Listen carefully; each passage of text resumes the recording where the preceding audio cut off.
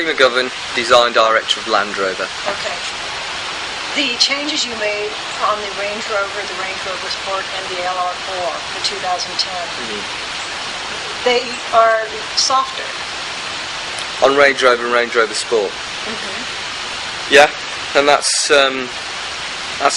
are you talking on the exterior now or in the interior or both? Both, yeah. Actually. And that's been quite deliberate. And I think part of if you separate them with Range Rover, for what is a fairly sophisticated vehicle, I felt that particularly at the front it needed to become say a little more, certainly needed to become more premium looking, and even a bit more important, because it's so understated in some respects, which seems a contradiction for a big car, but the front of it I think was quite understated. So in terms of the overall architecture, it wasn't appropriate to start changing that in this time scale. We wanted to make it more dual light, so the lamps were quite important, very technical lamps with the LED lighting, more dual like, the grille becoming deeper, more important, more proud. You know, it's a very prestigious vehicle, so why shouldn't it be proud of itself? So, but it is softer, but it's got a bit more formality to it, and it's a little more elegant, which is polarising it or differentiating it more from Range Rover Sport, which I think has become more subtle, become more sophisticated, cleaner, modern. Is it because 80% of your buyers are male and you're trying now to attract more females? That wasn't a conscious decision. I mean, I think when it comes to actual the visual elements of a design, I don't think there's a big difference between male and female buyers. I think they, you know, a well-designed vehicle has universal appeal if it has the right proportion, the right stance, you know, the right level of visual robustness.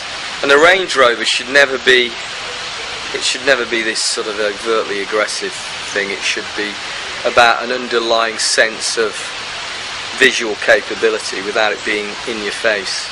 Is there a difference in design between the rest of the world's Land Rovers and Range Rovers and the United States Land Rovers and Range Rovers? In terms of the way they look? No. What was the reaction when you showed them the compact LRX? To Mr. TATA? Oh, he loved it. He loved it. I mean, they saw it when they came in to buy the company. When all the bidders came in, we showed an array of what was coming. We showed the concept, and the reaction to the concept was phenomenal. Universal appeal. We're here with Lawrence Ulrich, and we're just going to chat about Land Rover. Okay, fine. Oh, there you go. I only have one question. These damn compact crossovers. What is it they're bringing to the party versus other styles of vehicles that makes them so? You know, I just think they have a lot of appeal in their their actual compact size. But then you can take them off road. But given that they're smaller, the potential for being better on road is there. I think it's a combination of things. They don't look wimpy and apologetic. No, well, you have a look at that. That LRX doesn't it? Something that's small can still have visual robustness.